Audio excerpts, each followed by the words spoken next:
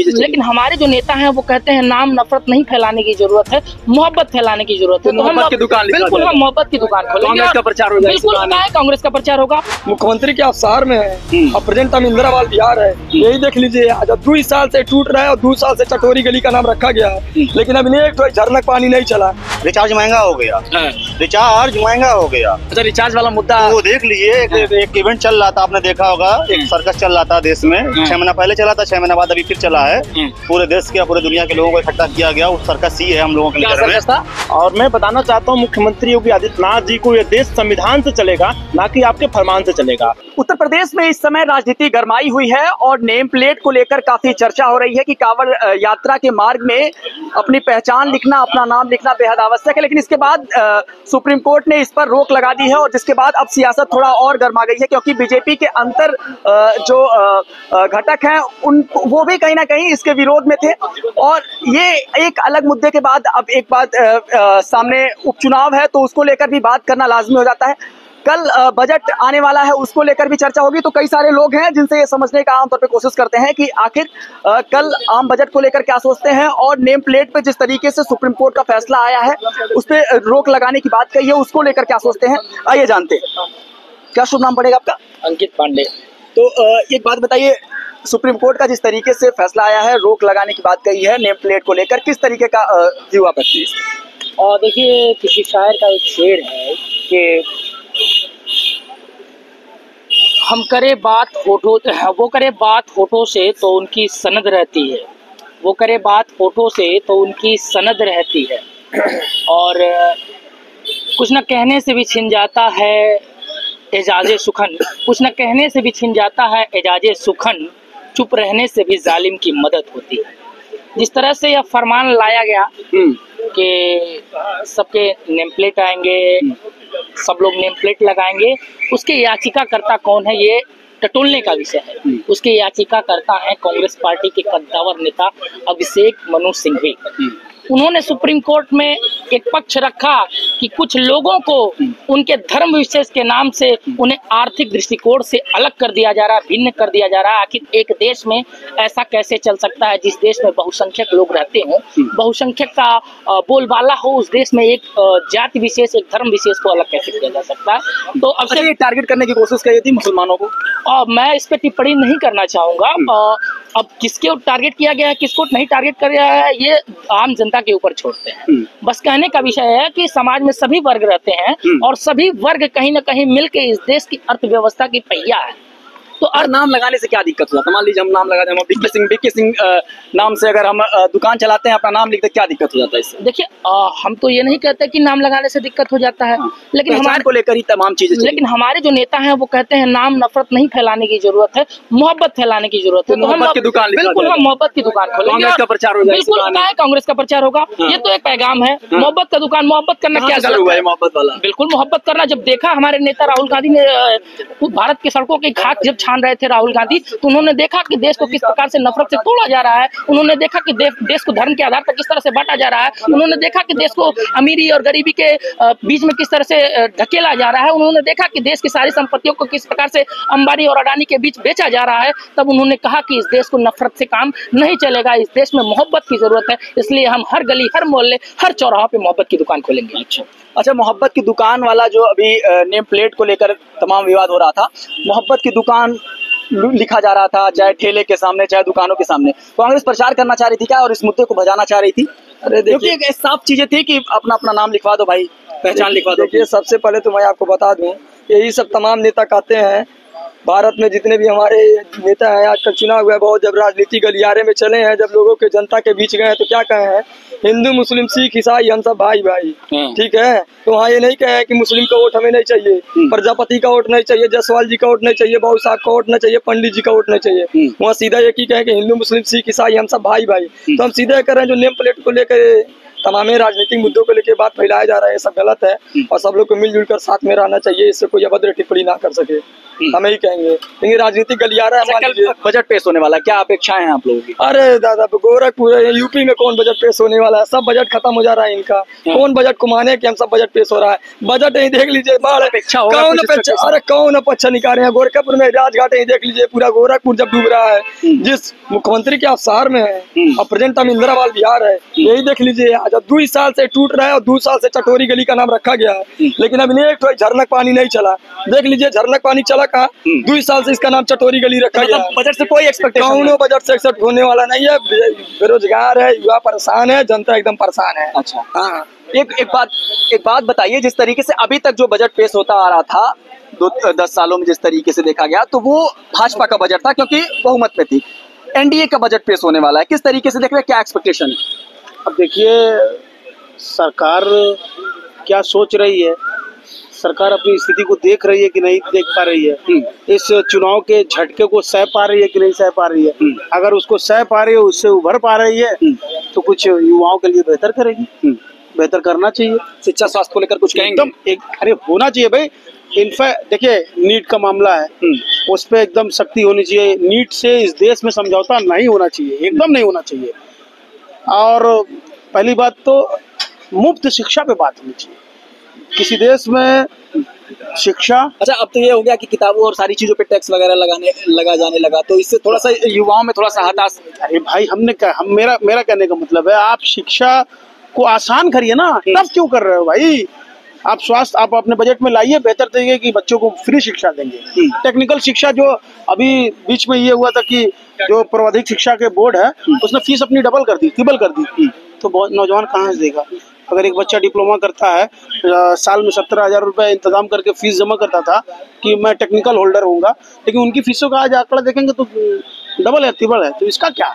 तो शिक्षा पे बेहतर काम होना चाहिए और हम उम्मीद करते हैं, उम्मीद तो दुनिया कायम है, हम भी कायम है, वो भी कायम है, बेहतर से बेहतर फ्री शिक्षा का व्यवस्था होना।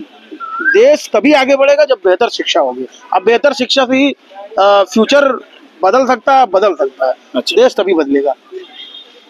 कुछ एक्सपेक्टेशन है बजट से? अभी शिक्षा की बात आप कर रहे थे, दुनिया की सबसे महंगी शिक्षा हिंदुस्तान में है, आप इसको भी सर्च कर लीजिए। और नौकरी के नाम पर नेम प्लेट लगाने को कह रहे हैं, नेम प्लेट, और इतना ज्यादा आपको प्रशासन को एक्टिव करना, तो इतना जितनी ज्यादा परीक्षा लीक हुई है उत्तर प्रदेश में पिछले 10 सालों में देश में, उससे सब कुछ छोड़ के एक और चीज है कि मुजफ्फरपुर में सब कुछ छोड़ के जो प्रशासन है वो नेम प्लेट लगा रही थी।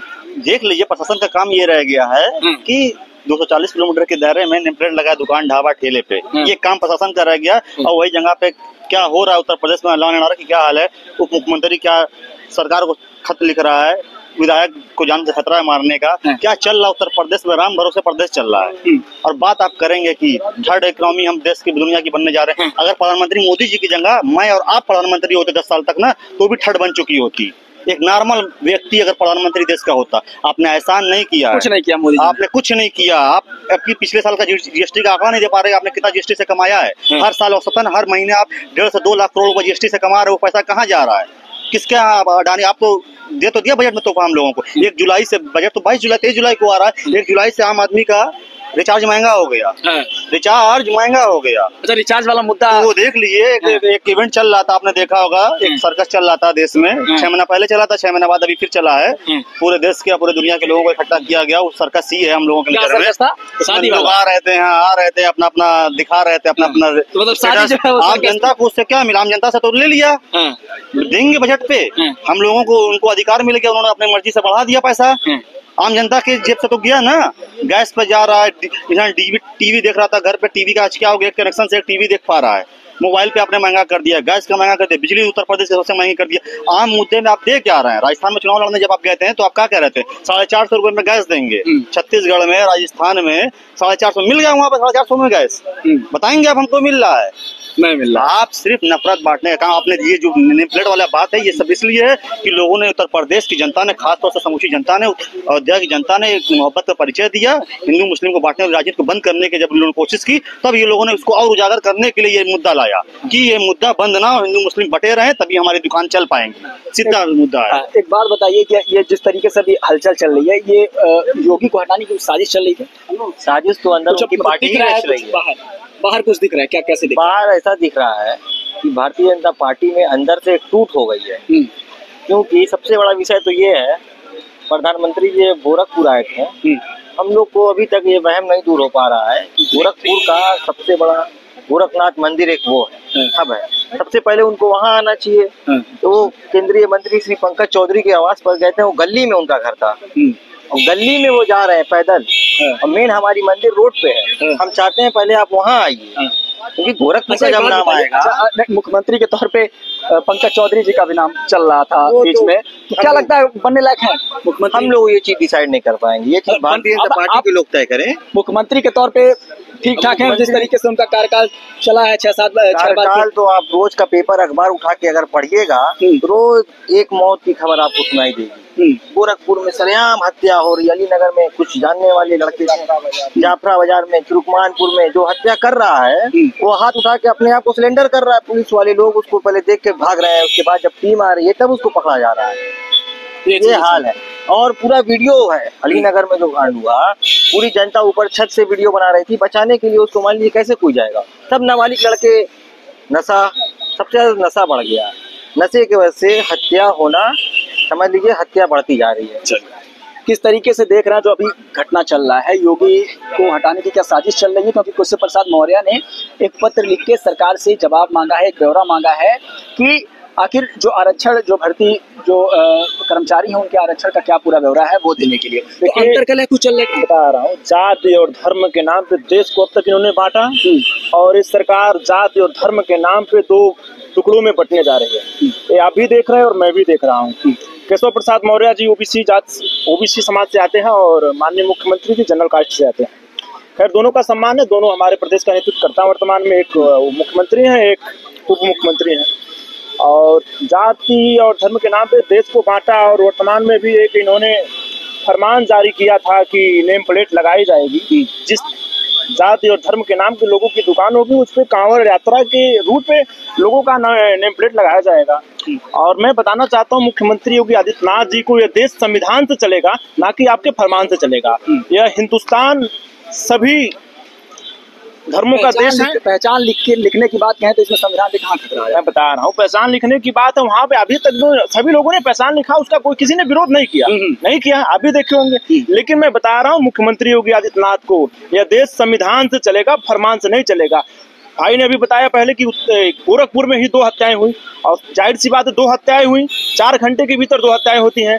लाइन ऑर्डर की तो धज्जियां उड़ाई जा रही हैं, 0 टॉलरेंस की सरकार कही जाती है और 4 घंटे में के भीतर 2 हत्याएं होती हैं। मुख्यमंत्री टांग पे टांग लगा के बैठे हुए हैं, सरकार बचाने के चक्कर में कभी दिल्ली, कभी लखनऊ, कभी गोरखपुर। और बाढ़ से तमाम नदियां उफान पे हैं, आते हैं 2 दिन मंदिर में रहते, उसके बाद फिर लखनऊ चले जाते हैं। ना कोई इनका जो है कि इनका कोई मोटो है लोगों को बचाने का। जिस तरीके से कोरोना में लोगों ने लोगों को छोड़ दिया था मरते हालत में, उसी तरीके से बाढ़ में ग्रामीण इलाकों में जहाँ पे सरजू नदी उफान पे है, लोग बह रहे हैं, घर नदियों के कटान से गिर रहे हैं, और मवेशी जो जानवर लेके अपने बीच बचाव की इधर उधर की तरफ भाग रहे हैं, जो पॉलिथीन और टीन के छप्पर के नीचे रहा करते थे, उनकी हालत बहुत जर्जर अवस्था में है। और माननीय मुख्यमंत्री जी सरकार बचाने के चक्कर, जो बैसाखियों पीटी की सरकार है, केंद्र और प्रदेश की सरकार, यहाँ तो जाति और धर्म के नाम पे अब तक दंगा भड़काएं, और जाति और धर्म के नाम पे इनकी सरकार टूट चुकी है। किसी तरीके से सरकार चल रही है। हाल फिलहाल में हो सकता है माननीय उप मुख्यमंत्री बदलाव हो जाए, कुछ विधायक इधर उधर लेके भागे, माननीय मुख्यमंत्री साहब गोरखपुर रिटर्न आना पड़े। अभी बहुत कम समय बचा है माननीय मुख्यमंत्री जी के पास। मैं कहूंगा कि इंदिरा बाल विहार की हालत को कम से कम समय रहते ठीक करा लें, नहीं तो उनको यहाँ पे बैठने का भी अवसर नहीं मिलेगा। समय कम बचा है। मान्यवर भाई ने बताया कि टोटी में पानी नहीं है, तो माननीय पूर्व मुख्यमंत्री अखिलेश यादव की बात करते थे कि टोटी चोर है। माननीय साहब ने क्या किया, टोटी में पानी नहीं है, इंदिरा बाल विहार की हालतें हैं। पूर्व मुख्यमंत्री माननीय वीर बहादुर सिंह ने इस उत्तर प्रदेश में जनपद में के तमाम रोडों को गोल घर किया, और तमाम पार्कों को, चंपा देवी जैसे तमाम बड़े पार्कों को डेवलपमेंट किया, और यहाँ तक कि उस पार्क और उसे पब्लिक प्लेस जगहों को इन्होंने बेहतर व्यवस्था अब तक नहीं दे पाई, और जो पुरानी व्यवस्थाएं रही वो टूटती चली जा रही, और वर्तमान में जहां हम बैठे उसकी हालत खस्ती है, आप सभी देख सकते हैं। तो ये कुछ लोग थे जिनसे ये समझने का कोशिश किया गया कि जिस तरीके से उत्तर प्रदेश में राजनीतिक घटनाक्रम चल रहा है और कल बजट पेश होने वाला है, तो ऐसे में आम लोगों की क्या एक्सपेक्टेशन है, और साथ में ये कि नेम प्लेट पर जिस तरीके से एससी ने रोक लगाया है उस फैसले को लेकर क्या सोचते हैं। बाकी इन पर आपके क्या विचार हैं, अपनी प्रतिक्रिया जरूर रखें। बने रहें उत्कर्ष पत्रिका के साथ।